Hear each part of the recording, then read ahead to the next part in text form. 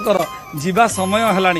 जेते एठी रहिले भी कर्मकुंज को फेरवा पड़ो कर्म तोहर निज गुरु उद्धव केते तू पचारू अपने आचरी जीवे शिखाई गोस्वामी तुलसीदास कहले निजे आचरण करी संसार को शिखाती मोर महाप्रभु तेणु जेते माँ कोल रहिले भी जेते आनंद रहिले भी मते कर्म करने को पड़ो भगवान हेले भी कर्म करेंगे जो माने कर्म विमुख जो माने कर्म प्रति अलसुआ से माने जीवन में दुख पाती तेणु महाप्रभु कर्म को फेरिबे ये दक्षिणायन यात्रा जिते महाप्रभु जीवे रथत्रय सुसज्जित होती आज मंगलार्पण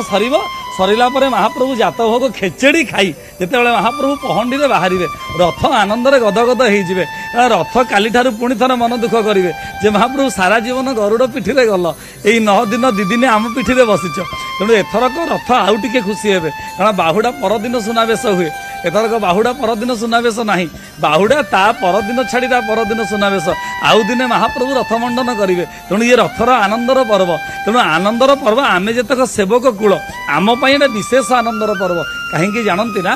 रथरे जो महाप्रभु आसती आम श्रीमंदिर श्रीहीन हो जाए आम माँ ठाकुराणी से था कारण बाहागर सरी थाए रुकुणाहरण एकादशी रे चंपक द्वादशी रे भोजन होता है किंतु तापर गईठाल फिटी न थाए महाप्रभु जर पड़ती जर सरू सरू तर सहे ना महाप्रभु पलि आसती माँ पाखक तेणु स्वभाव सुलभ ढंगर नारीटे रागिबा कथा तेणु आम ठाकुराणी सेठे आम मंदिर सेठे क्षेत्रादरी सेठे तेणु आज महाप्रभु फेरी जीवे ये बाहुड़ा यात्रा आम सेवक मान आनंदर पर्व आम घर को आम दियो फेरी जीवे आम घर शून्य गर्भ पूर्ण गर्भ हो तेणु महाप्रभु आज बाहुड़ा यात्रा विजय करेंगे बाहुड़ी आसवे कारण ये जीव आ रथ ये दुईटा जाक समान कथा जीव बाहुड़ी गले फेरे ना महाप्रभु किंतु बाहुड़ा ब्रह्म से पूर्ण ब्रह्म से नाभि ब्रह्म से नाद ब्रह्म से परम ब्रह्म से बाहुड़ा ब्रह्म तेणु से बाहुड़ी पारती आमे किंतु बाहुड़ी पारुना तेणु बाहुड़ी पारुना बोली